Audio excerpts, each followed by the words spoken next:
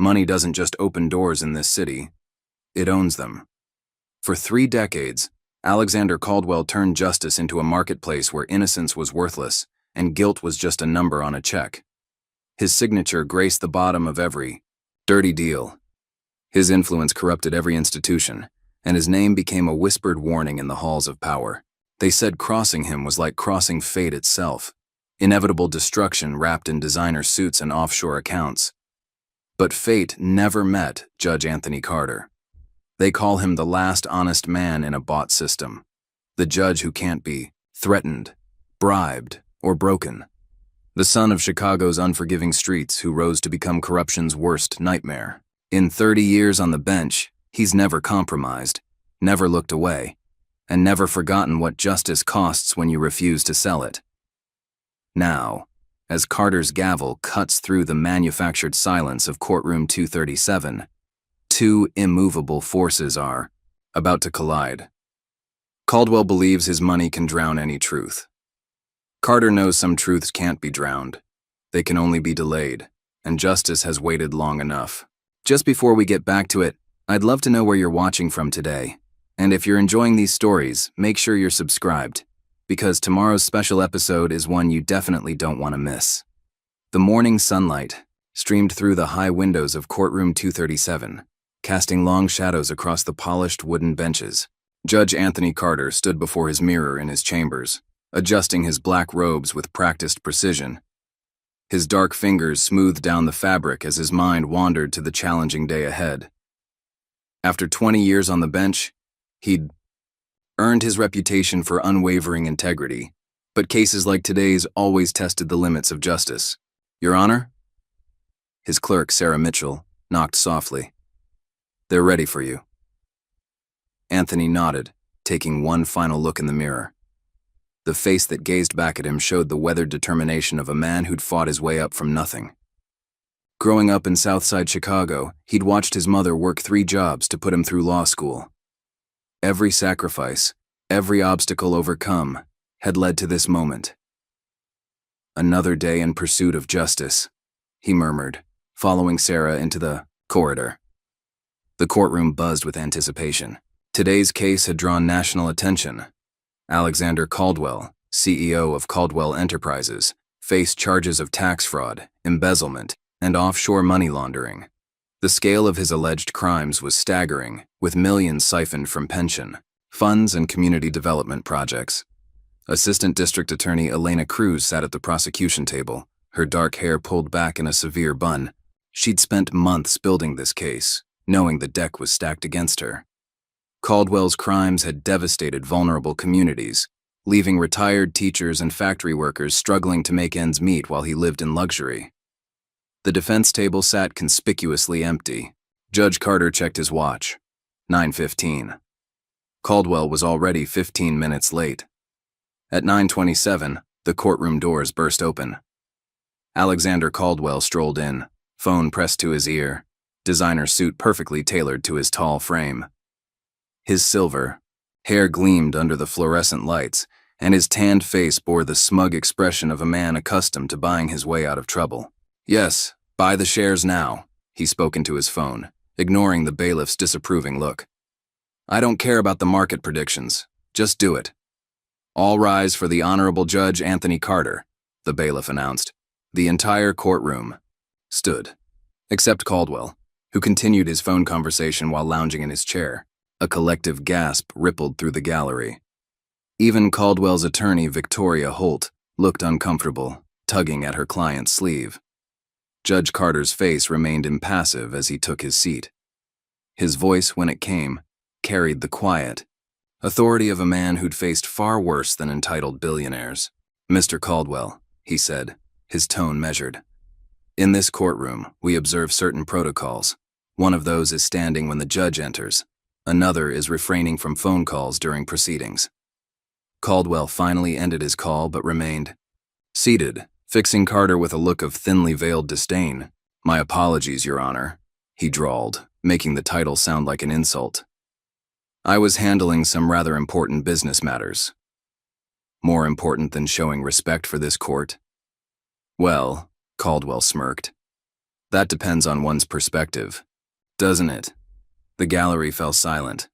Judge Carter leaned forward slightly, his dark eyes holding Caldwell's gaze. Let me adjust your perspective, Mr. Caldwell. You're facing federal charges that could put you away for 30 years. Your business matters can wait. Stand up. For a long moment, Caldwell didn't move. The tension in the courtroom grew thick, enough to cut with a knife. Finally, with deliberate slowness, he rose to his feet. Thank you, Carter said. You may be seated. Now, let's proceed with the arraignment. As Elena Cruz began presenting the charges, a court officer quietly approached the bench, slipping Judge Carter a folded note. He read it discreetly. Watch your back. Caldwell owns half the police department. Evidence has a way of disappearing in his cases. Carter's expression didn't change as he tucked the note into his robes. He'd suspected as much. Detective James Whitman, the police chief handling evidence in this case, had a reputation for being susceptible to persuasion. But suspicions weren't proof, and Carter knew he'd need to proceed carefully. The morning proceeded with a series of legal motions. Victoria Holt, streamlined in an expensive charcoal suit, argued skillfully for dismissal based on procedural grounds. Cruz countered with passionate precision, laying out the devastating impact of Caldwell's schemes on local communities. During a brief recess, Carter watched through his chamber windows as reporters swarmed Caldwell on the courthouse steps. The businessman played to the cameras with practiced ease. This is a witch hunt, Caldwell declared, flashing his perfect white teeth. Judge Carter clearly has an agenda. I've faced tougher judges than him, and I'm still here. The truth will prevail. Several news channels were already running segments debating judicial bias. Some pundits praised Carter's restraint in handling Caldwell's disrespect, while others questioned whether a judge from his background could be truly impartial in a case involving a wealthy white defendant. Back in chambers, Elena Cruz knocked on Carter's door, her face drawn with worry. Your Honor, do you have a moment? He gestured for her to enter. What's troubling you, counselor? Our key witness, the whistleblower from Caldwell's accounting department. She closed the door behind her. They're getting cold feet. Someone's been following them, taking photos of their kids at school. The police say there's nothing they can do. Carter's jaw tightened. Of course they do. He paused, choosing his next words carefully.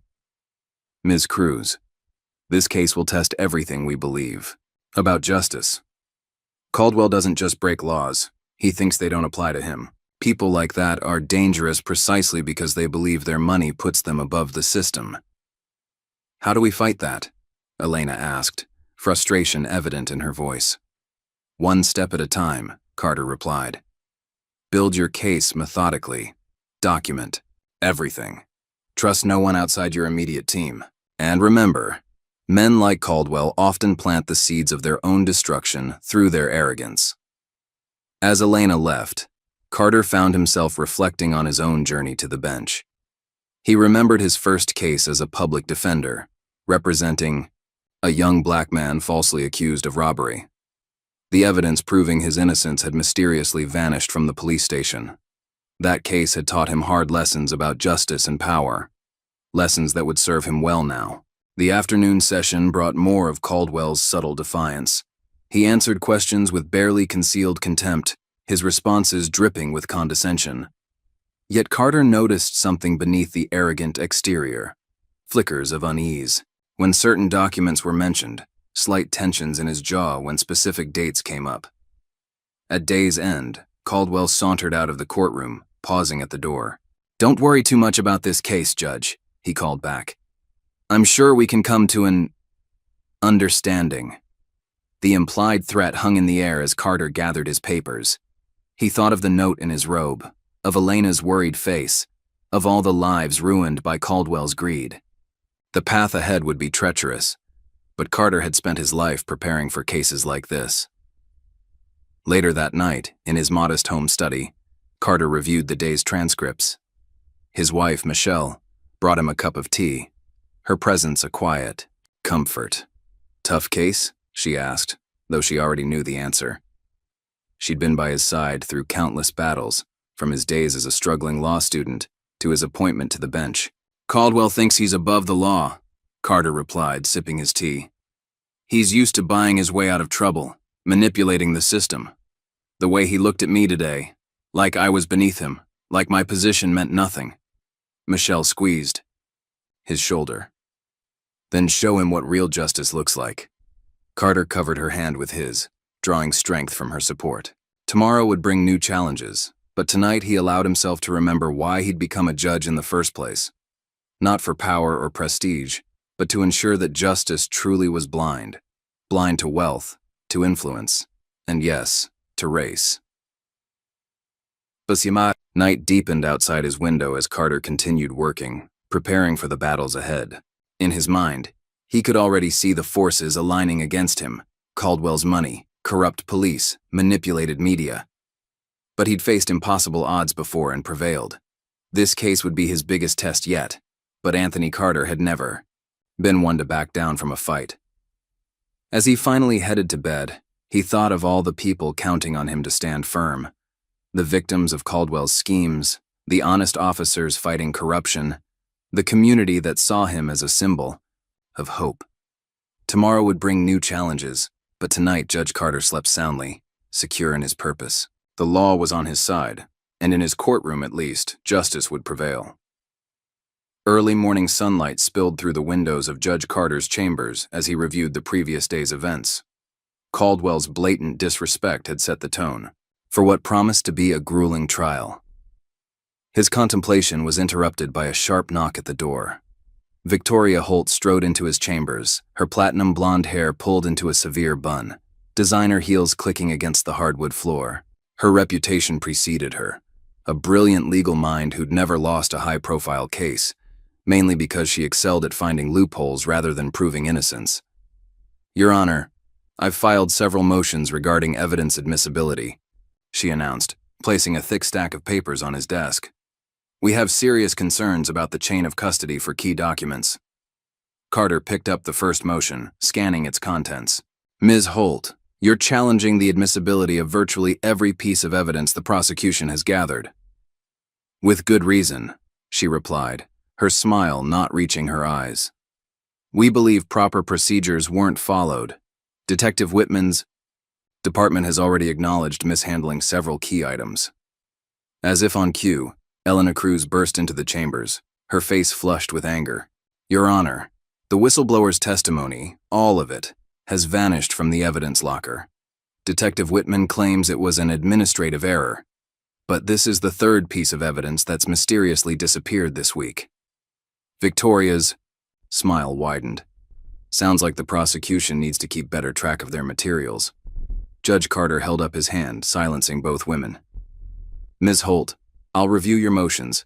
Ms. Cruz, document the missing evidence and file a formal complaint." "That's all for now." After they left, Carter sat back in his chair, connecting the dots.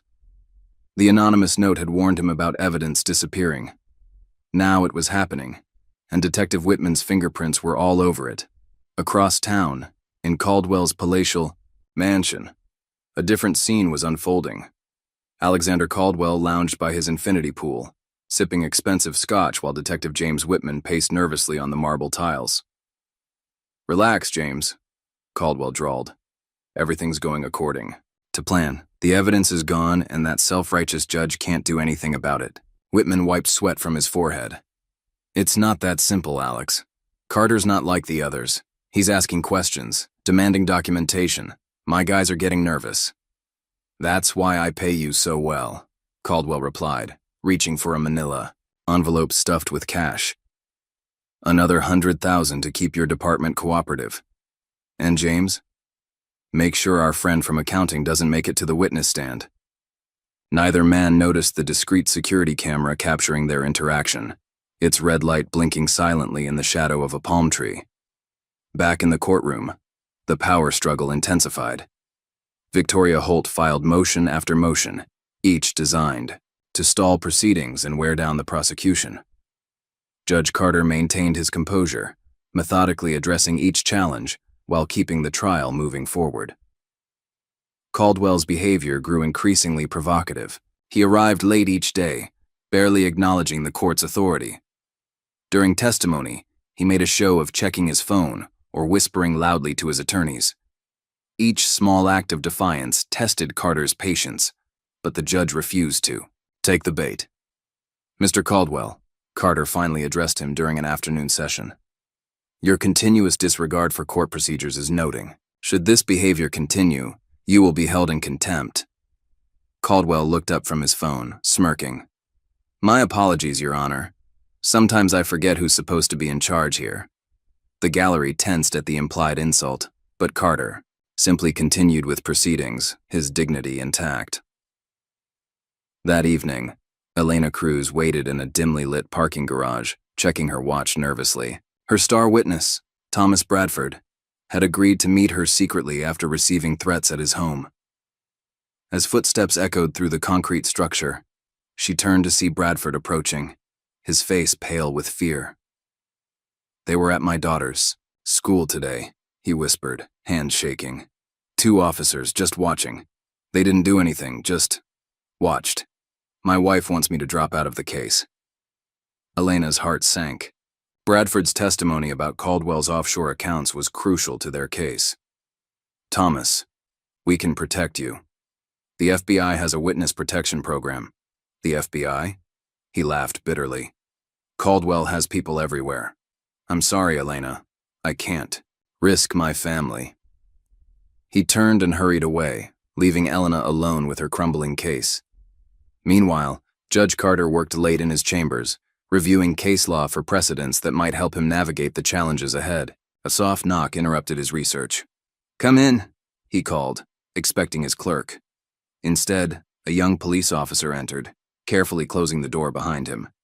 "Judge Carter, I'm Officer Michael Sullivan. I need to tell you something about Detective Whitman and Mr. Caldwell."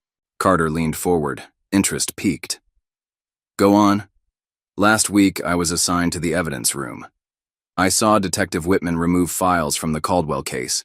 He didn't follow protocols, didn't sign anything out. When I questioned it, he said it was special handling. I reported it to Internal Affairs, but nothing happened." "Why are you telling me this, Officer Sullivan?" "Because my father was a judge," Sullivan replied. "He taught me that justice matters more than politics. I can't prove anything, but I thought you should know." After Sullivan left, Carter found another anonymous note on his desk. "Check the offshore accounts. The truth is in the numbers." The next morning, Victoria Holt launched her most aggressive attack yet, filing a motion to suppress all evidence related to Caldwell's financial records. "Your Honor," she argued, "the prosecution obtained these records through questionable means. Their warrant was overly broad, and the search exceeded its authorized scope." Elena Cruz shot to her feet. "That's absurd. The warrant was properly executed, and everything was documented. At least it was before evidence started mysteriously disappearing." "Objection, Your Honor. Counsel is making unfounded accusations." "Enough," Carter's voice cut through the argument. "Ms. Holt, your motion is denied. The warrant was valid, and the evidence was properly obtained. Ms. Cruz, unless you have proof of evidence tampering, keep such allegations out of my courtroom." During the lunch recess, Caldwell appeared on a local news program, playing the victim card skillfully. "This trial is a travesty," he declared. "Judge Carter clearly has a personal agenda. How can anyone expect fairness from a judge who seems more interested in social justice than actual justice?" The interview sparked heated debates about judicial bias and race, exactly as Caldwell had intended. Some commentators defended Carter's integrity, while others questioned whether he could be impartial given his background. That afternoon, Elena Cruz made a breakthrough. A junior accountant from Caldwell Enterprises came forward with documents showing suspicious transfers to offshore accounts. But before she could secure the evidence, the accountant was arrested by Whitman's officers on dubious drug charges. "This is getting out of hand," Elena told Judge Carter after hours. "Every time we make progress, the police intervene. It's like fighting a ghost. We can't prove they're working for Caldwell, but everyone knows it's true." Carter nodded thoughtfully.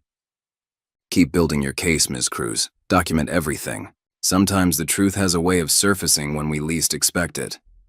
As if proving his point, a new piece of evidence emerged that evening.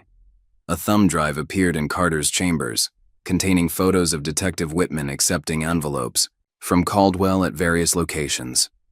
The source was unclear, but the implications were impossible to ignore. Across town, Caldwell hosted a lavish party at his mansion, celebrating what he believed was his imminent victory. The city's elite mingled around his pool, sipping champagne and discussing the trial as if it were merely an inconvenient business matter. Anthony Carter is about to learn a harsh lesson about how things really work in this city, Caldwell told his guests, raising his glass in a mock toast. By the time this trial ends, he'll wish he'd never heard my name. But Caldwell's confidence was premature. In a quiet corner of the city, Officer Sullivan met secretly with FBI agents, sharing what he knew about the police department's corruption. And in her office, Elena Cruz discovered a pattern in Caldwell's financial records that would prove crucial in the days ahead. The next morning, Judge Carter arrived at the courthouse early, preparing for another day of legal battles. As he reviewed the mysterious thumb drive's contents, he reflected on the forces aligned against him. Caldwell's money, the corrupt police, the manipulated media, all working to obstruct justice. But Carter had faced impossible odds before. Growing up in Chicago's South Side, fighting his way through law school, battling systemic racism throughout his career, each challenge had prepared him for this moment. A noise in the corridor caught his attention. Through his partially open door, he glimpsed Detective Whitman having an intense conversation with Victoria Holt. Their whispered words were inaudible, but their furtive glances told their own story. Carter smiled slightly, remembering something. His mother used to say, "The truth is like water, it always finds a way to flow." Caldwell's empire of corruption was beginning to show cracks, and water was seeping through. As the courtroom filled for another day of proceedings, Carter noticed something different in Elena Cruz's demeanor. She carried herself with renewed confidence, organizing her papers with purpose. She caught his eye briefly, giving him a subtle nod that suggested she'd found something significant. Caldwell arrived right on time for once, but his usual smugness seemed forced. Victoria Holt whispered urgently in his ear as he took his seat, his face darkening at whatever news she shared. Carter called the court to order, ready for the next round in this high-stakes battle for justice. The power struggle was far from over, but the tide was beginning to turn. Sometimes, he reflected, the biggest victories come not from dramatic confrontations, but from the patient accumulation of truth. As he prepared to begin the day's proceedings, Carter thought of Officer Sullivan's courage, of Elena Cruz's determination, of all the honest people fighting against corruption in their own ways. They were all part of a larger struggle, not just for justice in this case, but for the very soul of the justice system itself. The morning sun streamed through the courtroom windows, illuminating the scales of justice mounted on the wall behind Carter's bench. In their perfect balance, he saw a reminder of what they were all fighting for, a system where truth mattered more than money, where justice prevailed over power. Looking at Caldwell's arrogant face, Carter allowed himself a moment of quiet satisfaction. The businessman thought he had all the power, but he'd made a crucial mistake. He'd underestimated the strength of those who fought for justice not out of greed or ambition, but out of genuine conviction. The battle was far from over, but as Carter called the court to order, he knew that truth and justice would prevail. It was only a matter of time. The tension in courtroom 237 had reached a fever pitch by the third week of trial. Recent revelations about police corruption and evidence tampering had created an atmosphere thick with anticipation. Judge Carter's steady gaze swept across the gallery as Margaret Wilson, Caldwell's former accountant, took the stand. Margaret sat rigidly in the witness box, her hands clasped tightly in her lap. Despite the threats she'd received, despite the patrol car that had followed her children to school yesterday, she'd chosen to testify. 20 years of watching Caldwell destroy lives had finally overcome her fear. "Ms. Wilson," Elena Cruz began, "how long did you work as head accountant for Caldwell Enterprises?" 17 years, Margaret answered, her voice growing stronger. "I oversaw all financial operations, including Mr. Caldwell's personal accounts. And during that time, what irregularities did you observe? Victoria Holt shot to her feet. Objection, Your Honor. Calls for speculation. Overruled, Carter replied calmly. The witness's direct observations are relevant. Continue, Ms. Wilson. Margaret took a deep breath. It started with small discrepancies. Money moving between accounts in ways that didn't make sense. Then I discovered the offshore accounts, dozens of them hidden under shell companies. Mr. Caldwell was siphoning money from pension funds, community development projects, even children's charities. Caldwell's facade of indifference cracked slightly. His jaw tightened as Margaret detailed the elaborate network of fraudulent transactions he'd orchestrated. Elena methodically led her through years of financial records, painting a damning picture of systematic theft and corruption. The worst part, Margaret continued, her voice trembling, was seeing where the money was supposed to go. Senior centers that had to close, affordable housing projects that were never built, scholarship funds that vanished. Mr. Caldwell would laugh about it during board meetings, calling it creative accounting. As Margaret spoke, Detective Whitman slipped into the courtroom, taking a seat near the back. His presence wasn't lost on Judge Carter, who noted the subtle exchange of glances between the police chief and Caldwell. That evening, Margaret returned home to find her house in chaos. Her front door hung off its hinges, furniture overturned, papers scattered everywhere. Her hands shook as she called Elena Cruz. They took everything, she whispered into the phone. All my backup documents, my computer, even my children's laptops. The police say it was probably random burglars, but... Stay where you are, Elena instructed. I'm calling the FBI. Across town, Detective Whitman sat in Caldwell's study, sharing a glass of expensive bourbon. It's handled, he reported. Wilson won't have any evidence to back up her claims now. Caldwell swirled his drink thoughtfully. Good, but she's still a problem. People might believe her even without proof. Make sure she understands the consequences of continued cooperation with the prosecution. Already taken care of. My guys will drive by her kids' school again tomorrow. Maybe follow them to soccer practice. Neither man noticed the silent figure in the darkened hallway, recording their conversation on a phone. The next morning, Elena Cruz confronted Whitman in the courthouse corridor. You're not even trying to hide it anymore, are you? She demanded. Breaking into a witness's home, threatening children? Is there any line you won't cross? Whitman smiled coldly. Careful, counselor. Making accusations against law enforcement is a serious matter. Besides, I heard Ms. Wilson's neighborhood has had several break-ins lately. Maybe she should invest in better security. Judge Carter watched this exchange from his chamber doorway, his expression grave. The corruption was becoming more brazen, but he needed hard evidence to act. The anonymous notes and surveillance photos helped paint the picture, but they weren't enough for court. As Carter reviewed the day's motions, his clerk announced an unexpected visitor. She says her name is Claire Caldwell, Your Honor, Alexander Caldwell's sister. The woman who entered his chambers carried herself with the same confidence as her brother, but there was a different quality to it. Less arrogance, more determination. Her designer clothes couldn't hide the tension in her shoulders or the shadows under her eyes. Judge Carter, she began without preamble. I'm the one who's been sending you the notes and photos. I have something you need to see. She placed a laptop on his desk, playing a video of Caldwell and Whitman's conversation from the previous night. The quality was perfect, the audio crystal clear. Carter watched in silence as Caldwell explicitly ordered the intimidation of Margaret. Wilson, why are you doing this? Carter asked when the video ended. Why turn against your own brother? Claire's laugh held no humor. Because Alexander stopped being my brother long ago. He became something else. Something cruel and corrupt. I watched him destroy lives, break laws, hurt people, all while believing his money made him untouchable. She pulled out a flash drive. This contains years of evidence, recordings, documents, photos. I've been gathering it since he forced our father out of the company, drove him to... She paused, composing herself. Let's just say I have my reasons.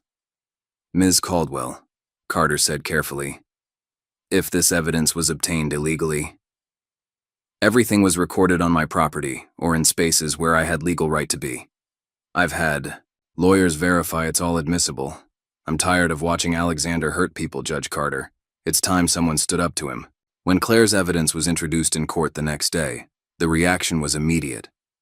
Victoria Holt launched into a passionate argument about family vendettas and illegal surveillance. Caldwell himself lost his careful composure, shouting that his sister was a vindictive liar who'd always been jealous of his success. "Order!" Carter's voice cut through the chaos.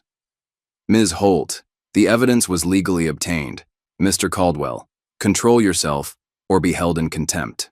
Elena Cruz methodically presented Claire's evidence, starting with the video of Caldwell ordering Wilson's intimidation.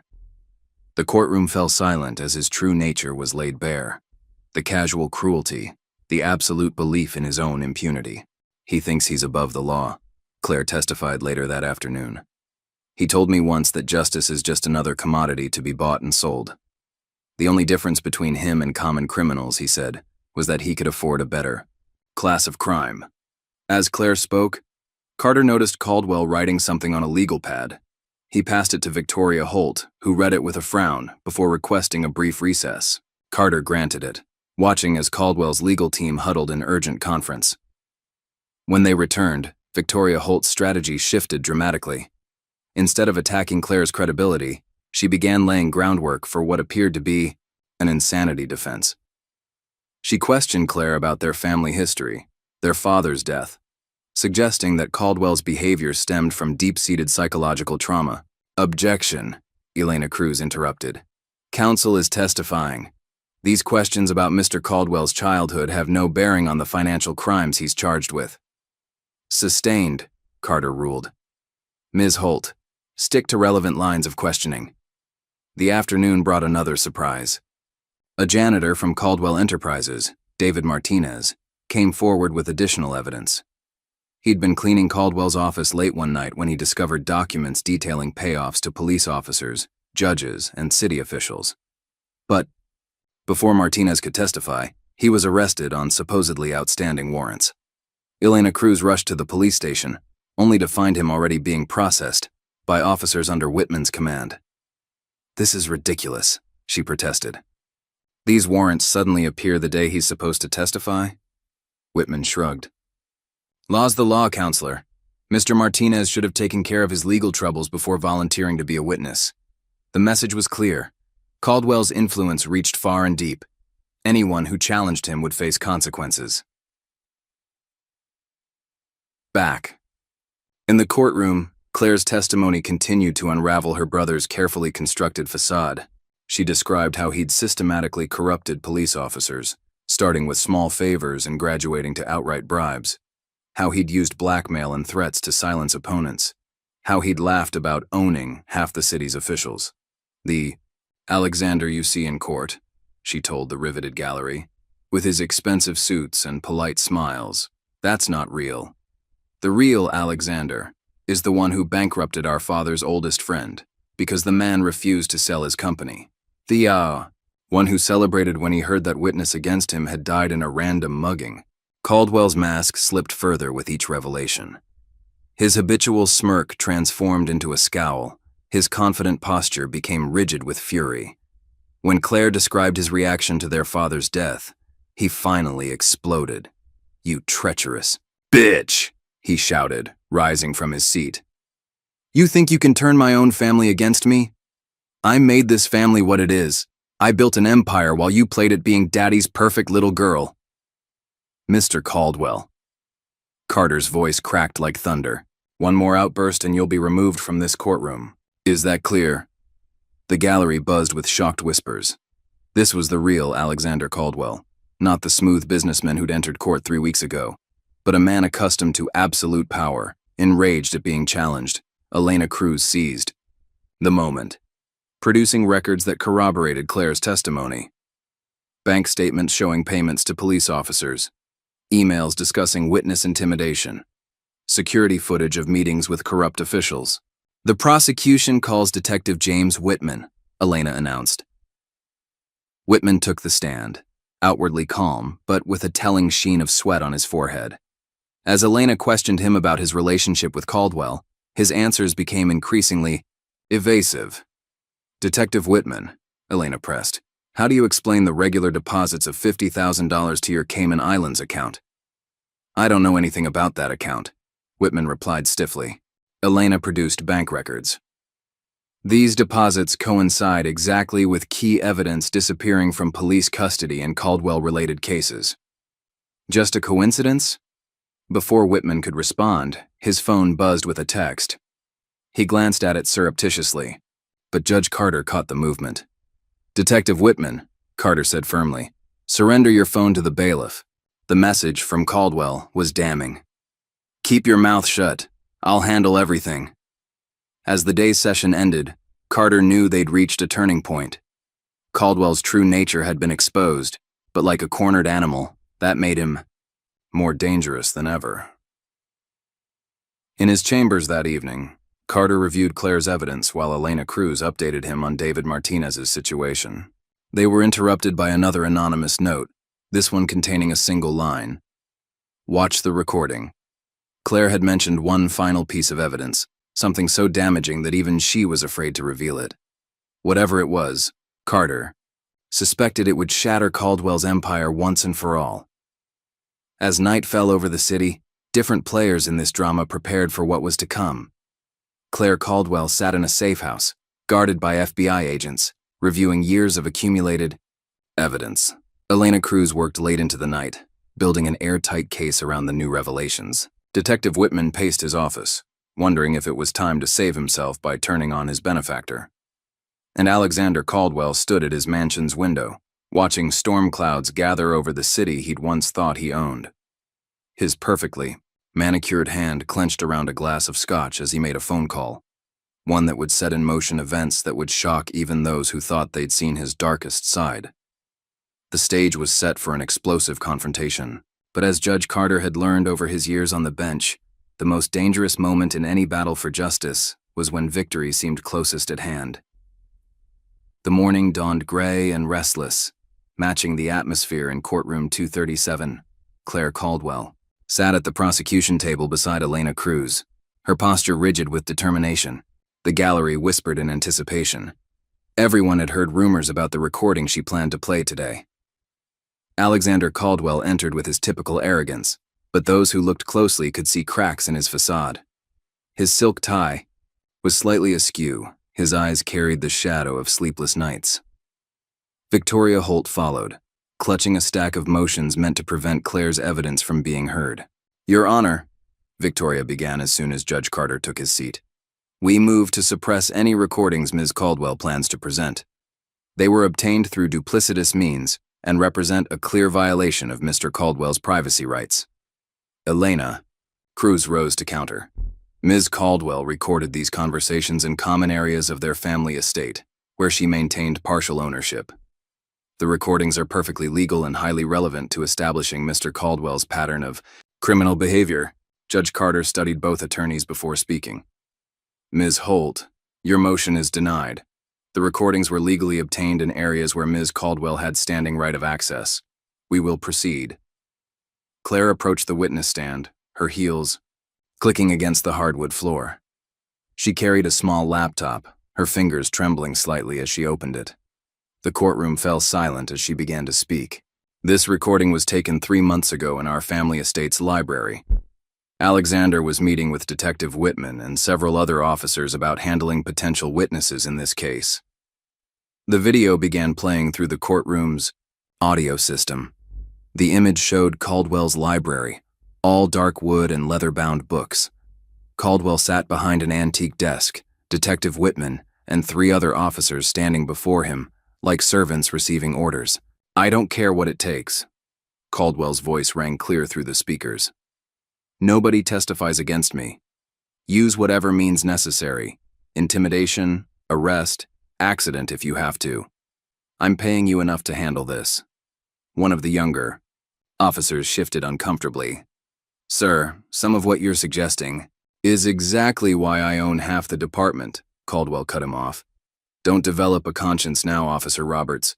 Remember who paid for your mother's cancer treatments." The courtroom remained deathly quiet as the recording continued. Caldwell. Detailed plans to suppress evidence, intimidate witnesses, and obstruct justice. He named judges he'd bribed, officials he'd bought, rivals he'd destroyed. Each word further eroded his carefully constructed image of respectability. Then came the moment that changed everything. On the recording, Caldwell received a phone call. His face darkened as he listened, then exploded in rage. "What do you mean Johnson won't back down? He's just a worthless janitor." "Fine. If he wants to play hero, make it look like a robbery gone wrong. Just like we did with that nosy reporter last year." Victoria Holt's face went pale. The robbery of investigative reporter Michael Foster had been headline news, a supposedly random act of violence that had left him in a coma. Now Caldwell had just confessed to orchestrating it. "Your Honor," Victoria stammered, "we request a brief recess to confer with our client." "Denied," Carter replied firmly. "The recording will continue." As the video played on, Caldwell's expression transformed. From shock to fury to something approaching fear, he watched his sister reveal the evidence she'd spent years gathering, proving not just financial crimes but a pattern of violence and corruption that spanned decades. Elena Cruz methodically entered each piece of evidence into the record: bank statements showing payments to corrupt officers, emails discussing witness intimidation, surveillance photos of meetings with officials who had mysteriously changed their votes on regulatory matters affecting Caldwell Enterprises. "Ms. Caldwell," Elena asked, "why did you wait so long to come forward with this evidence?" Claire's eyes met her brother's across the courtroom. "Because I needed to be certain. Each time I thought I had enough proof, I discovered something worse. Alexander didn't just break laws, he believed they didn't apply to him. He saw himself as above the entire system of justice." Throughout her testimony, more revelations emerged. Caldwell had engineered the bankruptcy of a children's hospital to acquire the land for a luxury development. He'd threatened the families of journalists who tried to investigate him. He'd even arranged accidents for employees who showed too much interest in his accounting practices. Detective Whitman sat in the gallery, his face ashen as years of corruption were laid bare. When Claire played a recording of him accepting bribes and discussing witness intimidation, he stood abruptly and left the courtroom. Judge Carter noted his departure with interest. During a brief recess, Elena Cruz discovered a hidden ledger in Caldwell's corporate office, documenting years of payoffs to police officials. But before she could secure it, a mysterious fire broke out in the records room. The sprinkler system activated just in time to save most of the documents, but the ledger was badly damaged. "This is getting dangerous," Elena told Judge Carter in his chambers. "First the break-in at Margaret Wilson's house, now this fire. Caldwell's desperate." Carter nodded gravely. "Double security on all evidence. And Ms. Cruz? Be careful. Men like Caldwell are most dangerous when they're cornered." Back in court, Victoria Holt launched a desperate counterattack, questioning the authenticity of Claire's recordings. She brought in audio experts who suggested the files might have been altered, though they couldn't prove it. "Your Honor," Victoria argued, "these recordings could easily have been manipulated by someone with a grudge against my client. Ms. Caldwell's own testimony reveals her bias against her brother." "Objection!" Elena stood. "The defense is attempting to discredit evidence they know is authentic. We have chain of custody documentation for every recording." "Sustained," Carter ruled. "Ms. Holt, unless you have concrete evidence of tampering, move on." Outside the courthouse, public pressure was mounting. Protesters gathered daily, demanding justice and police reform. News outlets ran constant coverage of the trial, with commentators dissecting every revelation. Some of Caldwell's former associates began distancing themselves, sensing which way the wind was blowing. The afternoon brought another shock when Officer Michael Sullivan took the stand. The young officer detailed years of witnessing corruption within the department, including specific instances of evidence tampering in Caldwell-related cases. Detective Whitman had a system, Sullivan testified. Certain evidence would be marked for special handling. That meant it would disappear or be altered before trial. Everyone knew what was happening, but nobody dared speak up. As Sullivan testified, Elena noticed one of the jurors looking increasingly uncomfortable. The juror passed a note to the bailiff, requesting to speak with Judge Carter in chambers. Carter called both attorneys to join them. The juror, a middle-aged teacher named Sarah Bennett, was trembling. "Someone left photos of my children in my mailbox," she revealed. Their school schedules were attached. The message said to make the right decision, or Carter immediately ordered additional security for all jurors and their families. The fact that Caldwell would dare tamper with the jury showed his desperation and his continued belief that he could control the system. That evening, Detective Whitman made a decision. He walked into the FBI field office and asked to speak with agents about Alexander Caldwell. After years of serving as Caldwell's fixer, he'd finally realized he was just another pawn in the billionaire's game. The next morning, Victoria Holt arrived in court without her client. "Your Honor, Mr. Caldwell is indisposed," she explained carefully. "Indisposed?" Carter's voice carried a dangerous edge. "This is a federal trial, Ms. Holt, not a social engagement. Where is your client?" Before she could answer, FBI agents entered the courtroom. "Mr. Caldwell was apprehended attempting to board a private jet to a non-extradition country," the lead agent announced. "He's being brought here now." When Caldwell finally arrived, surrounded by agents, his transformation was complete. Gone was the polished businessman who'd strutted into court weeks ago. In his place sat a man undone by his own hubris, his expensive suit wrinkled, his silver hair unkempt. "Mr. Caldwell," Judge Carter addressed him, "would you like to explain why you attempted to flee jurisdiction?" Caldwell's response dripped with venom. "This whole trial is a farce. My own sister, my flesh and blood conspiring with this judge who thinks he can take down someone like me?" "Someone like you?" Carter repeated quietly. "And what exactly do you mean by that, Mr. Caldwell?" The gallery held its breath, wondering if Caldwell would finally say the quiet part loud. Instead, he turned to his sister with a look of pure hatred. "You were always jealous," he spat. "Always the good daughter, the moral one. Well, look where morality got our father. Dead and forgotten. I built something real. I made our name. Means something." "Our name?" Claire's voice trembled with emotion. "You made our name synonymous with corruption and cruelty. Dad died because you destroyed him, Alexander. I'm doing this because someone has to stop you before you hurt anyone else." The day's final blow came when Detective Whitman's FBI interview was entered into evidence. He detailed years of corruption, naming names and providing dates. The web of criminality centered on Caldwell, but extended throughout the city's power structure. Elena Cruz's closing argument was passionate but measured. She methodically laid out the evidence, not just of financial crimes, but of a systematic assault on justice itself. Caldwell hadn't just broken laws, he'd tried to break the entire system that upheld them. Victoria Holt's closing felt hollow. In comparison, she spoke of reasonable doubt and circumstantial evidence, but her heart wasn't in it. She'd seen the same recordings as everyone else, heard her client's own words reveal his true nature. As the jury retired to deliberate, Judge Carter watched Caldwell being led back to custody. The businessman's earlier swagger had vanished, replaced by the wary movements of a man who finally realized he wasn't in control. In his chambers that evening, Carter reflected on the trial's strange journey. What had begun as a case of financial crimes had exposed something far darker, a cancer of corruption that had nearly consumed the city's justice system. Elena Cruz knocked on his door, carrying fresh coffee and a tired smile. "The jury's been out for 3 hours," she reported. "But after everything they've seen and heard..." Carter nodded. Both of them knew that in this case, justice wasn't just about one man's guilt or innocence.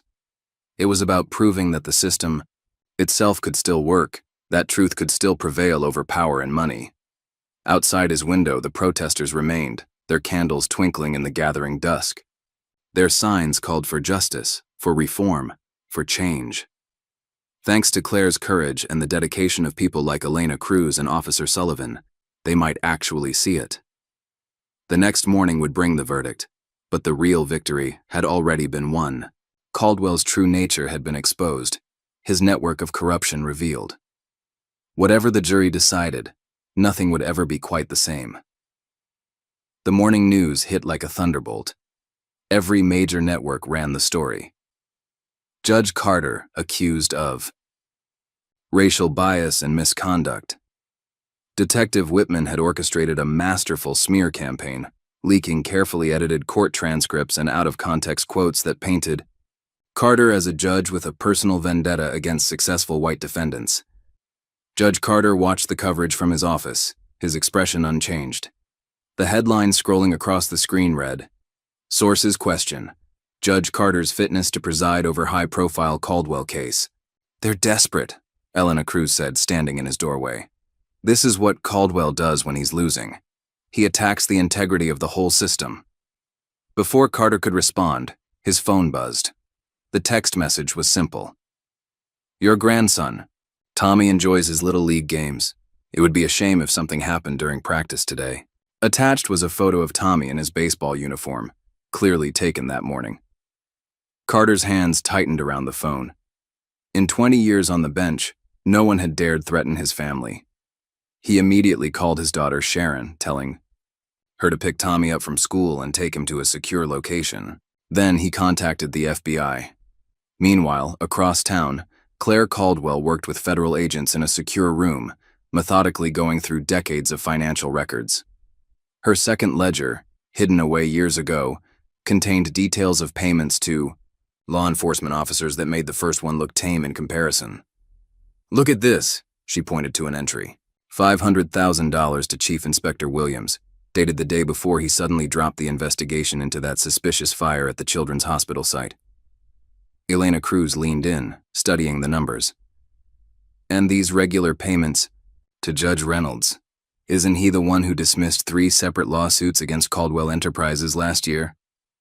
Alexander didn't just buy individual officers, Claire explained. He bought entire departments, judges, regulatory officials, anyone who could potentially stand in his way. Back in the courthouse, Victoria Holt filed an emergency motion to disqualify Judge Carter from the case, citing the morning's news stories as evidence of bias. Carter listened to her arguments with the same patient attention he'd shown throughout the trial. Ms. Holt, he said when she finished, your motion is denied. These accusations are clearly a response to yesterday's revelations. This court will not be intimidated by character assassination attempts. Victoria's practiced composure slipped slightly. Your Honor, with all due respect, public confidence in your impartiality has been compromised. The appearance of bias alone is manufactured, Carter cut in. Just like the evidence that keeps disappearing from police custody. Just like the sudden problems your client's opponents always seem to encounter. The motion is denied. As Victoria returned to her seat, a commotion erupted in the gallery. One of the jurors, Michael Pierce, had collapsed, clutching his chest. The court medical officer rushed to his aid, but it was clear something was seriously wrong. Hours later, toxicology reports revealed Pierce had been poisoned, a clear message to the other jurors. Carter immediately ordered the entire jury sequestered under federal protection, but the damage to their sense of security was done. That evening, Judge Carter sat in his study at home, reviewing case law on jury intimidation. A shadow moved across his window. He reached for his phone, but before he could call security, a brick crashed through the glass, missing his head by inches. Attached was a note. Even federal judges bleed. The next morning, Elena Cruz arrived at the courthouse early, determined to press their advantage despite the escalating threats. She found her office door ajar, papers scattered across the floor. Someone had broken in during the night, but in their haste to find something incriminating, they'd left behind a crucial piece of evidence, a single police-issue glove. They're getting sloppy, Elena told Carter, displaying the glove in an evidence bag. Desperation makes people careless. Carter nodded, but his mind was on the mounting pressure on his family. His wife Michelle had noticed cars following her. To work. His daughter Sharon reported strangers photographing Tommy's school. Even his elderly mother had received suspicious visits from police officers asking questions about her son. During the morning session, Claire took the stand again, this time revealing the full scope of her brother's retaliation against witnesses. She described how Caldwell's network of corrupt officers would manufacture evidence, plant drugs, or create false arrest records for anyone who dared to speak against him. It wasn't just intimidation, Claire testified. Alexander believed in destroying people completely. He'd take their jobs, their reputations, their freedom, anything to maintain his power. Victoria Holt's cross-examination turned vicious. Isn't it true, Ms. Caldwell, that you were passed over to lead Caldwell Enterprises? That your brother's success has always eaten away at you? Success? Claire's voice cracked with emotion. Is that what you call it when he drove our father to suicide? When he bankrupted families and destroyed lives? When he had people attacked or killed because they threatened his empire? The gallery gasped at this last revelation. Victoria quickly tried to move to strike, but the words hung in the air like smoke. During the lunch recess, one of the remaining jurors, Patricia Williams, requested to speak with Judge Carter. In chambers, with both attorneys present, she revealed that someone had approached her teenage daughter, offering a full college scholarship in exchange for a not guilty vote. I want to do the right thing, Patricia said, tears in her eyes. But my daughter's future. Carter leaned forward. Ms. Williams, I want you to listen carefully. What they're offering isn't a scholarship. It's a bribe. Your daughter's future will be better served by seeing her mother stand up to corruption than by accepting blood money. Patricia straightened in her chair, nodding firmly. The attempt to bribe her had backfired, strengthening her resolve instead of weakening it. The afternoon brought a breakthrough that changed everything. Elena Cruz discovered a pattern in the offshore accounts that proved Caldwell had been laundering money for years through a network of seemingly legitimate charities. The money trail led straight to high-ranking political figures who had consistently blocked investigations into Caldwell Enterprises. But just as Elena prepared to present this evidence, a suspicious fire broke out in the records room of her office building. The sprinkler system activated quickly, but not before several key documents were damaged. It was the latest in a series of convenient accidents that had plagued the prosecution. Detective Whitman, growing increasingly desperate, made his final play. He leaked documents to the press suggesting Judge Carter had accepted bribes early in his career.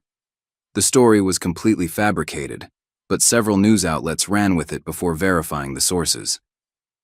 Carter watched the story spread across social media, knowing that even when proven false, the accusations would leave a lasting stain.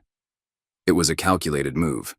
If they couldn't beat him legally, they'd destroy his reputation. The judge's response came not in words, but in action. He signed orders allowing federal agents to seize records from the police department's evidence room, effectively removing Whitman's ability to manipulate evidence. He also authorized a special task force to investigate the pattern of witness intimidation. That night, as Carter worked late in his chambers, he received an unexpected visit from Officer Sullivan. The young policeman looked nervous but determined. Judge, there's something you need to know, Sullivan began. Detective Whitman, he's planning something big. I overheard him on the phone with someone, talking about making sure you get the message once and for all. Carter studied the young officer. Are you willing to testify to this? Yes, sir. I joined the force to protect people, not to help criminals escape justice. Whatever happens, I'm done being part of this corruption. As Sullivan left, Carter reflected on how this case had evolved. What had started as a financial crimes trial had exposed a vast network of corruption that reached into every corner of the city's power structure. The real question wasn't whether Caldwell was guilty, it was how many others would fall with him. Elena Cruz arrived early the next morning, her face tense with new concerns. Your Honor, we have a problem. The janitor who tried to testify, David Martinez, he's disappeared. His family says he never came home last night. Carter immediately contacted the FBI, but everyone knew what this meant. Caldwell's people were eliminating loose ends, silencing potential witnesses before they could expose the full extent of the corruption. In court, Victoria Holt seemed increasingly uncomfortable with her role in the proceedings. The evidence of her client's crimes had become too overwhelming to ignore, and the tactics being used to obstruct justice were growing more violent. During a heated exchange about missing evidence, Victoria faltered in her defense. "Your Honor, while my client maintains his innocence, I must express concern about certain actions taken by parties unknown." Caldwell shot her a warning look, but Victoria continued. "The integrity of the legal process must be preserved, regardless of—" "Ms. Holt," Caldwell cut in sharply, "I need to speak with you. Now." During their whispered conference, Carter observed the dynamic between them. Victoria's body language showed increasing resistance to her client's demands, while Caldwell's barely contained rage was visible in his clenched jaw and trembling hands. The afternoon brought another anonymous threat to Carter's family, this one accompanied by detailed information about his wife's daily routine. The message was clear: back off, or those you love will pay the price. But Carter had spent his life fighting against intimidation and injustice. Each threat only strengthened his resolve to see this case through to the end, to ensure that no one, no matter how wealthy or powerful, could consider themselves above the law. As day turned to evening, Carter received word that David Martinez had been found, scared but alive. The would-be kidnappers had fled when federal agents appeared, leaving behind evidence that would further implicate Detective Whitman and his corrupt officers. In his chambers that night, Carter reviewed the day's events with Elena Cruz. The mounting threats, the attempted witness tampering, the desperate smear campaigns, all pointed to a corruption network beginning to implode. "They're getting reckless," Elena observed, "making mistakes. The question is, how many more people will they hurt before this is over?" Carter's response was interrupted by his clerk, Sarah, rushing in with breaking news. Detective Whitman had been caught on camera accepting a briefcase full of cash from one of Caldwell's associates. The footage was already spreading across social media. "The house of cards is falling," Carter mused. "But cornered animals are the most dangerous. Tomorrow will be crucial." As he prepared to leave for the night, Carter found one final note on his desk. Unlike the others, this one offered hope. "Not all cops are corrupt. Some of us remember our oath.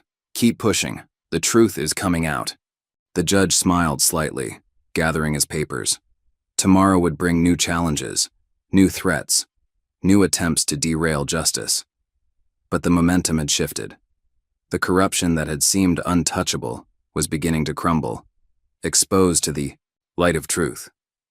In his car, driving home through the darkened city streets, Carter thought about all the people who had risked everything to stand up to Caldwell's corruption.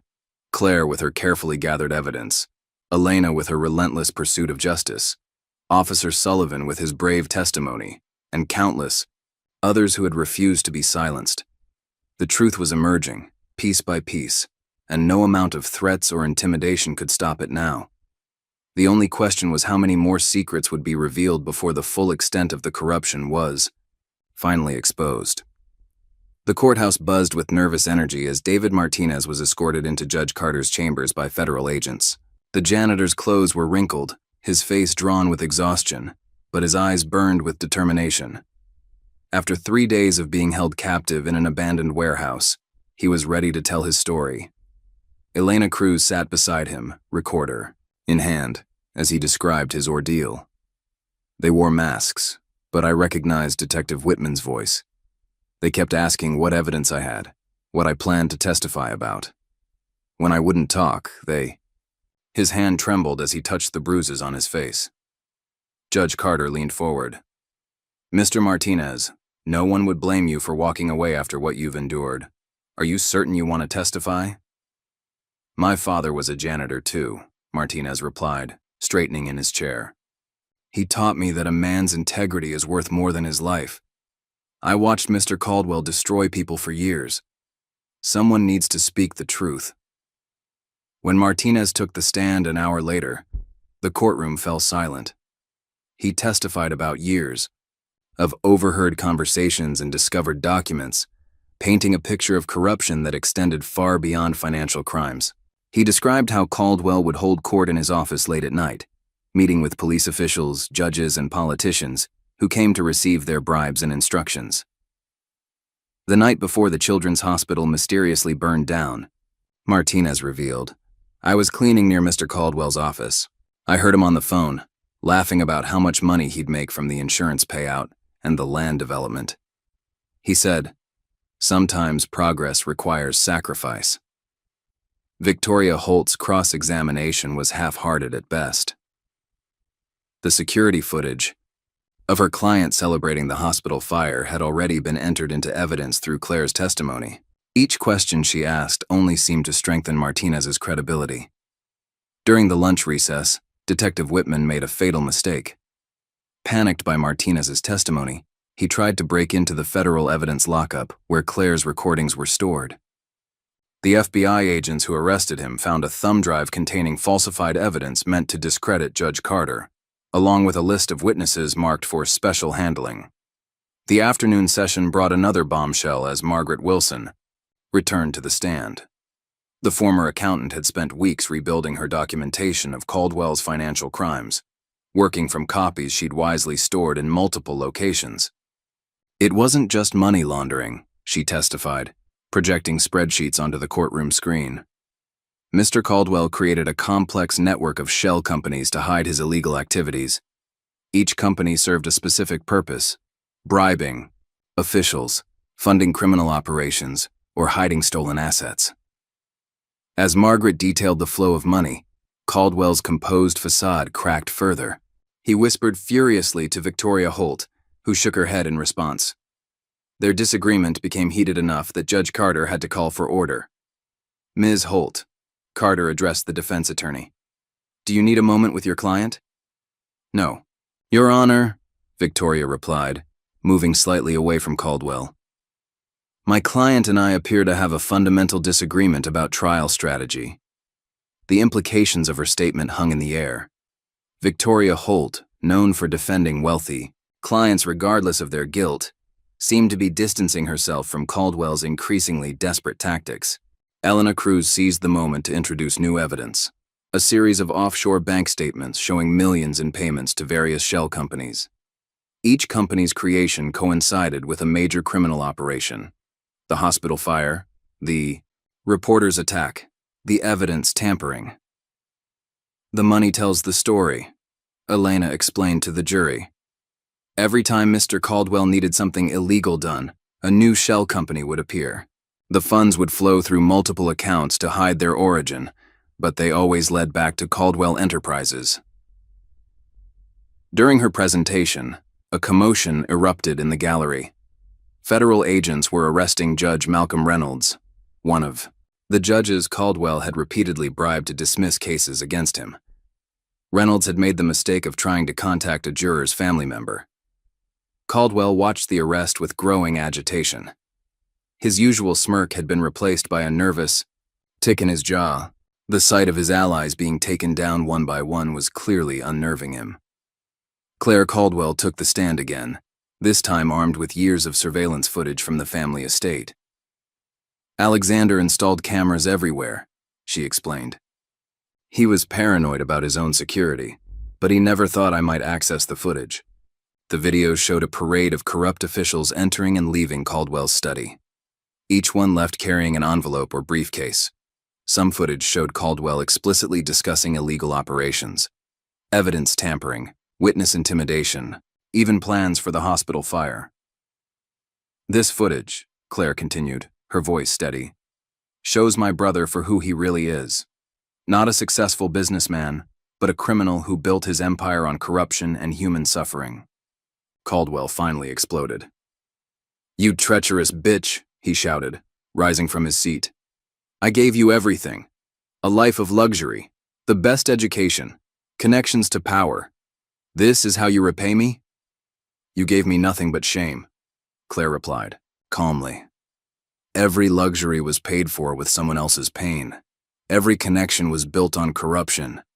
I'm doing this because someone has to stop you." Judge Carter's gavel cracked through the air. "Mr. Caldwell, control yourself or you'll be removed from this courtroom. Ms. Caldwell, please continue," The afternoon brought a series of rapid developments. The FBI arrested 3 more police officers connected to witness intimidation. An anonymous source leaked emails showing Caldwell's direct involvement in jury tampering attempts. Victoria. Holt was seen entering the federal building, presumably to discuss a potential plea deal. Elena Cruz stepped up to display more evidence on the courtroom screens. These documents show how Mr. Caldwell systematically corrupted our city's institutions. Every department, every agency that should have stopped him was compromised. He didn't just break the law. He tried to break the entire system of justice. The evidence was overwhelming. Bank records showed millions flowing to corrupt officials. Surveillance footage captured countless illegal meetings. Witness testimony painted a picture of absolute corruption and casual cruelty. Your Honor, Victoria Holt suddenly interrupted, standing. May I approach the bench? In a whispered conference with Carter and Elena Cruz, Victoria made a stunning revelation. My client attempted to bribe me this morning to fabricate evidence against Judge Carter. I have recordings of the conversation. Caldwell, watching the discussion, seemed to deflate in his chair. His carefully constructed world was crumbling around him, and even his own attorney had turned against him. The next witness was a surprise to everyone. Thomas Bradford, the whistleblower who had earlier been intimidated into silence, returned to testify. Federal protection had given him the courage to speak out. Mr. Caldwell didn't just steal money, Bradford testified. He stole people's futures, pension funds emptied, retirement savings wiped out, entire communities devastated. And he laughed about it. He called his victims necessary casualties of progress. As Bradford spoke, Elena Cruz noticed one of the jurors wiping away tears. The human cost of Caldwell's crimes was finally becoming clear to everyone in the courtroom. The day's final revelation came from an unexpected source. A young officer from the evidence room came forward with security footage showing Detective Whitman removing and destroying evidence. The officer had kept a secret copy, waiting for the right moment to expose the corruption. I couldn't stay silent anymore, the officer testified. Seeing Mr. Martinez stand up to them gave me courage. We're supposed to protect people, not help criminals escape justice. Judge Carter ended the day's session with a clear sense that justice was finally prevailing. The web of corruption Caldwell had spent decades building was unraveling thread by thread. In his chambers that evening, Carter reviewed the day's developments with Elena Cruz. Caldwell's empire was built on intimidation and fear, he observed. Once people found the courage to speak out, it began to collapse. Elena nodded, sorting through the mountain of evidence on his desk. It's like a dam breaking. Each new revelation encourages more people to come forward. The question is, how many more surprises are we in for? The answer came sooner than expected. Late that night, Victoria Holt contacted the FBI with information about a hidden vault in Caldwell's mansion. Inside, agents found decades of blackmail material, photos, videos, and documents that Caldwell had used to control his network of corrupt officials. The next morning, the courthouse was surrounded by news vans and protesters. The public had finally seen Caldwell's true nature, and they were demanding justice. Signs reading, "No one is above the law and end corruption," filled the streets. Inside the courtroom, Caldwell's transformation was complete. Gone was the arrogant businessman who had refused to stand for Judge Carter. In his place sat a desperate man watching his life's work dissolve into nothing. Elena Cruz's presentation continued, methodically laying out years of criminal activity, each piece of evidence connected to others, building an unshakable picture of corruption and cruelty. The prosecution would like to play one final recording, Elena announced. This was recovered from Mr. Caldwell's private vault last night. The recording captured Caldwell in his office, openly discussing his contempt for the law. Justice is just another commodity. His voice rang through the courtroom. Everything has a price. Every man can be bought. The trick is finding their weakness and exploiting it. Victoria Holt rose slowly. Your Honor, in light of this new evidence, I request a brief recess to discuss options with my client. Judge Carter studied the defense attorney's face, understanding the implications. Granted. We'll reconvene in 1 hour. As federal agents led Caldwell from the courtroom, he turned to his sister one last time. "You think this is justice?" he sneered. "You've destroyed our family's legacy." "No, Alexander," Claire replied softly. "You did that yourself. I'm just making sure the truth comes out." The truth was indeed coming out, in ways no one had anticipated. Each hour brought new revelations as more people found the courage to speak up. Caldwell's empire of corruption was collapsing like a house of cards in a strong wind. Judge Carter watched it all from his bench, maintaining his judicial composure while inwardly celebrating each victory for justice. The system wasn't perfect, but today it was working exactly as it should. As the sun set over the courthouse, casting long shadows through the high windows, Carter knew that tomorrow would bring the final act in this drama. Caldwell's fate would soon be decided, but his downfall had already accomplished something remarkable. It had shown that no one, no matter how wealthy or powerful, was truly above the law. A heavy silence fell over courtroom 237 as the jury filed in. After 6 hours of deliberation, they had reached their verdict. Judge Carter studied their faces. Some showed relief, others determination, but all carried the weight of what they were about to do. Alexander Caldwell sat at the defense table, his expensive suit now wrinkled, his silver hair unkempt. Despite his disheveled appearance, arrogance still radiated from his rigid posture. Beside him, Victoria Holt maintained a professional distance, having failed to convince her client to accept the prosecution's last-minute plea offer. "Has the jury reached a verdict?" Carter asked, his deep voice carrying through the hushed courtroom. The foreperson, Patricia Williams, the same juror who had rejected Caldwell's attempt to buy her vote with a college scholarship, stood. "We have, Your Honor." Elena Cruz gripped the edge of the prosecution table, her knuckles white. Months of work, countless threats, and numerous obstacles had led to this moment. Beside her, Claire Caldwell sat perfectly still, her eyes fixed on her brother. "On the count of tax fraud in the first degree, how do you find?" "Guilty." A murmur rippled through the gallery. "On the count of embezzlement?" "Guilty." "Money laundering?" "Guilty." As the litany of guilty verdicts continued, Caldwell's facade finally cracked, his face contorted with rage as he realized the full extent of his defeat. 27 counts, 27 guilty verdicts. His empire of corruption was officially in ruins. "You can't do this to me," Caldwell snarled, rising from his chair. "I own this city. I've bought better judges than you, Carter. This isn't over." "Remove the defendant," Carter ordered, his voice cutting through Caldwell's tirade. As federal marshals moved to handcuff him, Caldwell lunged toward his sister. "You treacherous bitch. You think this makes you righteous? You're nothing but a jealous—" The marshals restrained him before he could reach Claire, who hadn't flinched. She watched with sad eyes as her brother was dragged from the courtroom, still shouting threats and obscenities. Outside the courthouse, the news spread quickly. Crowds of protesters erupted in cheers. Many were victims of Caldwell's schemes, retired teachers whose pensions he'd stolen, families who'd lost homes to his fraudulent development projects, former employees he'd ruined. Back inside, Judge Carter addressed the remaining courtroom. "The defendant will be remanded to federal custody pending sentencing. I want to thank the jury for their service and courage in the face of unprecedented intimidation attempts." As the jury filed out under federal protection, Elena Cruz began gathering her materials. The victory felt surreal after weeks of threats, evidence tampering, and corruption. She caught Judge Carter's eye and saw her own relief mirrored there. The fallout came swiftly.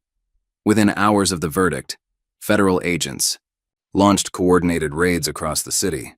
Detective Whitman was arrested at his home, where agents discovered millions in cash and incriminating documents. Judge Reynolds was taken into custody while attempting to flee the country. By evening, the police department was in chaos. Officers loyal to Whitman were being suspended or arrested, while honest cops who had been silenced for years finally felt free to speak up. The commissioner called an emergency press conference to announce a complete internal investigation. Claire Caldwell watched the news coverage from Judge Carter's chambers, where federal agents were taking her statement about years of corruption she had witnessed. "There's something you should know," she told Elena Cruz.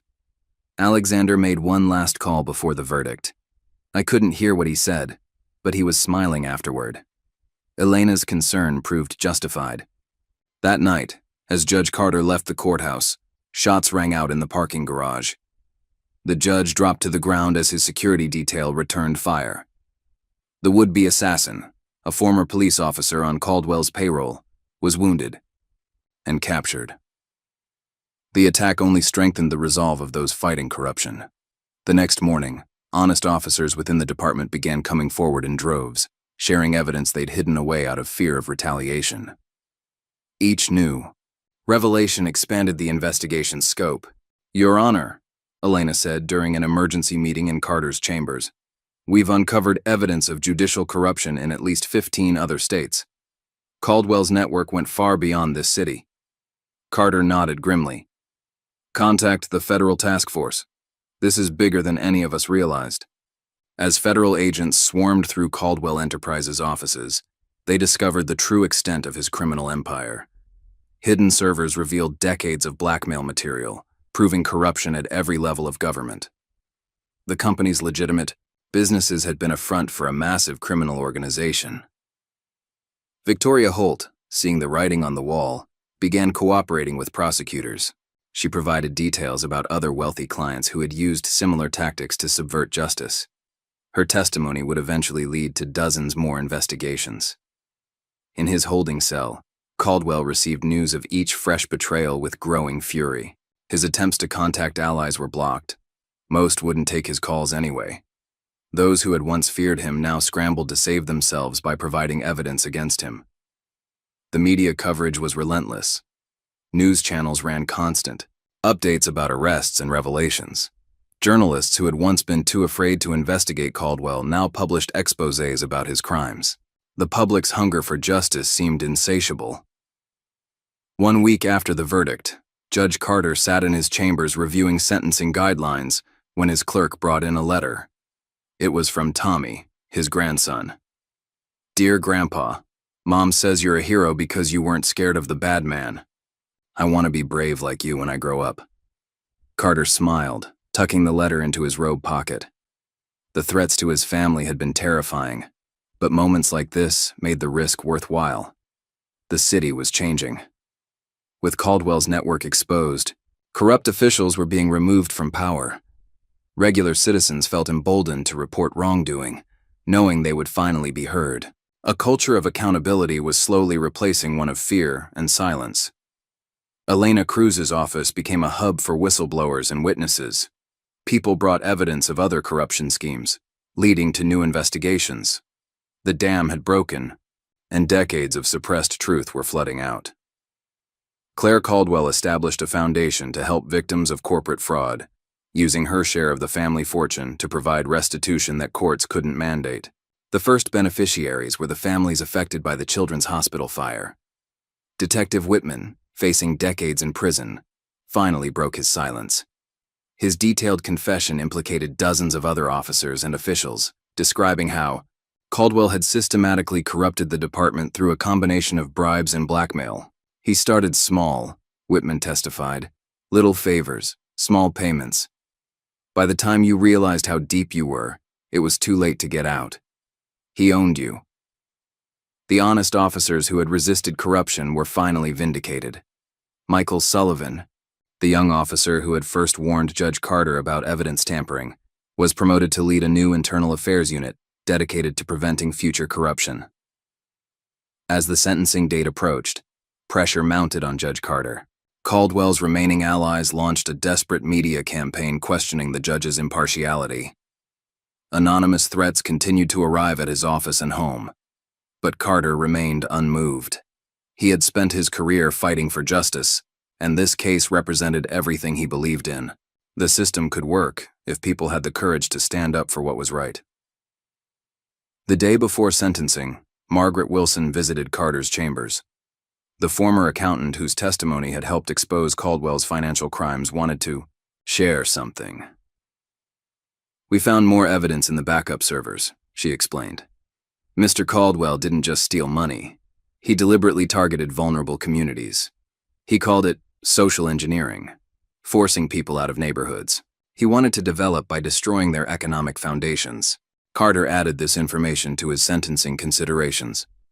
The human cost of Caldwell's crimes went far beyond dollars and cents. He had systematically attacked society's most vulnerable members, seeing them as obstacles to be removed rather than people to be protected. That evening, Elena Cruz prepared her sentencing recommendation. The prosecution would seek maximum penalties on all counts, arguing that Caldwell's crimes represented an unprecedented attack on the justice system itself. Throughout the city, citizens gathered for candlelight vigils. They shared stories of how Caldwell's crimes had affected their lives, finding solidarity in their common struggle for justice. The case had become a symbol of hope, proof that even the most powerful could be held accountable. In his cell, Caldwell made one final attempt to regain control. He offered prosecutors evidence against even bigger targets in exchange for leniency. But his bargaining power was gone. The investigation he had sparked would continue with or without his cooperation. The morning of sentencing brought crowds to the courthouse steps. Signs demanded justice, but there was no anger in the demonstration, only quiet determination to see the process through. Inside, Carter prepared to deliver the most significant sentence of his career. He reviewed his notes one final time, thinking about all the lives Caldwell had damaged or destroyed. Justice demanded more than punishment. It required a clear message that no one was above the law. Claire sat in the gallery as her brother was led in, shackled and wearing prison orange instead of his customary tailored suits. Their eyes met briefly, decades of family history passing between them in a single glance. Elena Cruz sat at the prosecution table, her posture straight but relaxed. She had fought hard for this moment, risking her career and her safety to expose the truth. Now justice would finally be served. Victoria Holt's seat at the defense table was occupied by a public defender. She had withdrawn from the case after providing evidence about Caldwell's attempt to fabricate evidence against Judge Carter. The gallery was packed with reporters, victims, and citizens who had followed the case. Every eye was fixed on Judge Carter as he prepared to announce the sentence that would end Alexander Caldwell's reign of corruption. Caldwell stood before the bench, his arrogance finally replaced by the uncertainty of a man facing consequences for the first time in his life. The moment of justice had arrived, and not all his money and power could stop it. 6 months after Alexander Caldwell's conviction, Judge Anthony Carter stood at his chamber window, watching the morning sun illuminate a changed city. The ripples from the trial had spread far beyond their jurisdiction, sparking a nationwide movement for judicial reform and anti-corruption measures. His quiet reflection was interrupted by Elena Cruz, arriving with fresh coffee and a stack of newspapers. "You've seen the headlines?" she asked, spreading them across his desk. Each one detailed new investigations spawned by the Caldwell case. Federal task force uncovers corruption in 12 more states. Carter read aloud. Supreme Court to review anti-corruption guidelines. They're calling it the Caldwell effect, how one case exposed the cracks in the entire system. Elena nodded, sipping her coffee. The nomination committee is meeting today. Word is you're their top choice for the federal bench. Carter had been approached about the nomination weeks ago, but his mind was on more immediate concerns. In an hour, he would deliver Caldwell's final sentence. The disgraced businessman's empire had been dismantled, his assets frozen, his network of corruption exposed to daylight. The courthouse was packed as Carter took the bench. Caldwell sat at the defense table, thinner now after months in custody, but still radiating defiance. His new public defender, the fourth since Victoria Holt's departure, looked nervous. "Before we proceed with sentencing," Carter began, "Mr. Caldwell, you have the right to address this court. Do you wish to make a statement?" Caldwell stood slowly, his shackles clinking in the hushed courtroom. "You think this is justice?" he sneered. "You've destroyed something you don't even understand. I brought progress to this city. I made things happen while bureaucrats talked. Yes, I broke your precious rules, Because rules are for people who lack the vision to change the world. Carter let him finish, noting how even Caldwell's defiance had diminished. The man who had once commanded a criminal empire now ranted like a petty tyrant, his words echoing hollowly in the courtroom. "Mr. Caldwell," Carter responded, his voice carrying the weight of decades on the bench. "Progress without justice is merely tyranny dressed in finer clothes. You speak of vision, but your only vision was of personal power and profit. You didn't serve this city. You parasitized it." The judge lifted a document, Caldwell's final sentencing report. "This court sentences you to 30 years in federal prison without possibility of parole. Additionally, all assets derived from criminal activity will be seized and redistributed to your victims through a supervised restitution program." As federal marshals led Caldwell away, he turned to make one final threat. "This isn't over, Carter. I still have friends in high places. Those friends were already scrambling to save themselves." That same morning, federal agents arrested 3 state senators and a federal judge implicated in Caldwell's corruption network. The investigation had grown beyond anyone's expectations. Claire Caldwell watched her brother's sentencing from the gallery, her face a mask of composed grief. Afterward, she met with Elena Cruz to discuss the Victim Restitution Foundation she'd established. "We've identified over 2,000 victims of Alexander's schemes," Claire explained, spreading documents across Elena's desk. "The foundation will ensure they're compensated, even beyond what the courts can mandate." Their meeting was interrupted by breaking news. Someone had tried to break into Judge Carter's home. The attempt had been thwarted by federal agents, who arrested 2 former police officers still loyal to Detective Whitman. "They never learn," Elena muttered, watching the news coverage. "Every attack just proves how much we needed this change." The changes were indeed sweeping. Michael Sullivan, now heading the police department's anti-corruption unit, had implemented strict new oversight protocols.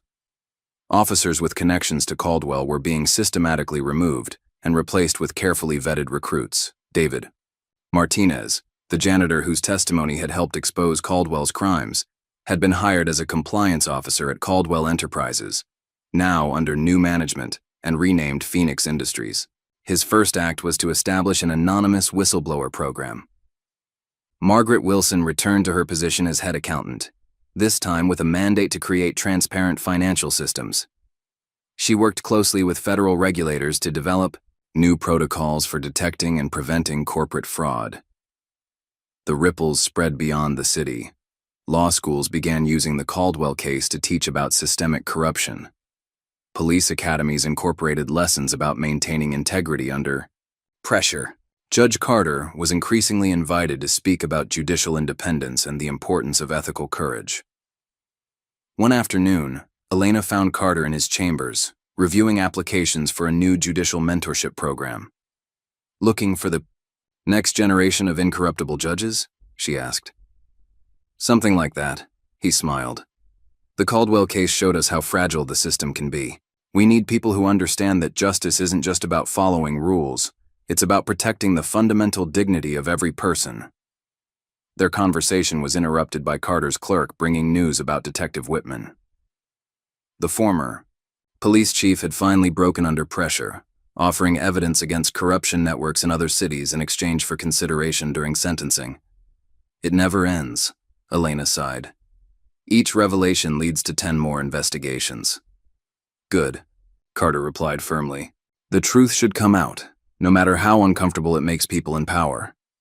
The truth was indeed emerging, in ways that transformed the city's power structure. Citizens who had once felt helpless against corruption now had channels to report it. Community oversight boards were established for major institutions. Transparency became more than a buzzword. Claire's Victim Restitution Foundation became a model for similar programs nationwide. She worked tirelessly to ensure that her brother's victims received not just compensation, but a chance to rebuild their lives. "It's not about the money," she told a group of former Caldwell Enterprises employees. "It's about restoring faith in the system, about showing that justice can work for everyone, not just the wealthy and powerful." The media's attention eventually began to shift to new stories. But the impact of the Caldwell case continued to resonate. Other judges cited Carter's decisions in similar cases. Police departments across the country studied the investigation as a model for rooting out corruption. Tommy, Carter's grandson, brought his entire class to tour the courthouse. "My grandpa showed that good guys can win," he proudly told his teacher. Carter, overhearing this, felt a renewed sense of purpose. The next generation needed to believe in justice. 1 year after the sentencing, Carter sat in his chambers late. One evening, reading letters from people impacted by the case. A mother whose daughter's college fund had been restored. A retired teacher who could finally access his pension. A journalist who felt empowered to investigate corruption without fear. Elena Cruz knocked on his door, carrying a familiar coffee cup. "The Federal Nomination Committee is meeting again tomorrow," she reminded him. "Are you ready to move up to the next level?" Carter gestured to the letters on his desk. "I've been thinking about that. The federal bench would be an honor, but there's still work to be done here. This city needs to know that what we achieved wasn't just about one case or one corrupt businessman. It was about changing the whole system," Elena finished. "Speaking of which, have you seen the latest numbers? Reports of corporate fraud are up 300% since the Caldwell case. Because people finally believe reporting it will make a difference." Carter nodded. "That's the real victory. Not just punishing one man's crimes, but restoring faith in justice itself." Their discussion was interrupted by breaking news. Federal agents had just arrested a prominent CEO in another state, using evidence that traced back to Caldwell's hidden records. The ripples continued to spread. Claire Caldwell's foundation announced its latest initiative, a program to support whistleblowers who exposed corporate corruption. She named it after David Martinez, honoring the janitor's courage in speaking truth to power. Alexander Caldwell, meanwhile, faced additional charges as new evidence emerged. His attempts to run his criminal network from prison had been detected and shut down. Former allies refused to take his calls, afraid of drawing attention from investigators. Judge Carter's reforms began showing measurable results. Conviction. Rates in corruption cases rose significantly. Public trust in the justice system improved. Young lawyers and judges sought mentorship from those who had stood firm during the Caldwell case. The city itself was healing. Communities devastated by Caldwell's schemes were rebuilding. The Children's Hospital was reconstructed, this time with strict oversight of all funds. Phoenix Industries, under new leadership, became a model of corporate responsibility. Michael, Sullivan's anti-corruption unit, became a template for other police departments. He regularly consulted with federal agencies, sharing lessons learned from the Caldwell investigation. Margaret Wilson developed financial tracking systems that made it harder to hide criminal proceeds. Her methods were adopted by regulatory agencies nationwide, creating a more robust defense against corporate fraud. Late one evening, Carter left his chambers to find Elena still at work, reviewing files from ongoing corruption investigations. "We've barely scratched the surface," she told him. "Each case leads to 3 more. It's like pulling threads from a sweater. The whole thing starts to unravel." "Then we keep pulling threads," Carter replied, "until the next generation inherits a system they can trust." As he drove home that night, Carter passed the renovated Children's Hospital. Its windows glowed warmly in the darkness, a symbol of renewal and hope. The Caldwell case had shown that justice wasn't just an ideal. It was a living force that required constant vigilance and courage to maintain. Tommy was waiting at home, eager to share what he'd learned in his civics class. "We talked about your case today, Grandpa, about how one person standing up for what's right can change everything." Carter hugged his grandson, thinking about the legacy they were building. The Caldwell case hadn't just ended one man's corruption. It had sparked a movement for genuine systemic change. The next morning, Carter took his usual seat on the bench. The courtroom looked the same, but everything had changed. Where once corruption had bred fear and silence, now there was a growing culture of accountability and truth. As he prepared to hear the day's cases, Carter reflected on how far they'd come and how far they still had to go. The fight for justice wasn't a single battle, but a constant commitment. The Caldwell case had shown them the way. Now it was up to everyone to follow that path. Judge Anthony Carter proved that sometimes the most powerful weapon against corruption isn't money or influence. It's the simple, unshakable belief that justice matters. What would you risk to stand up for what's right?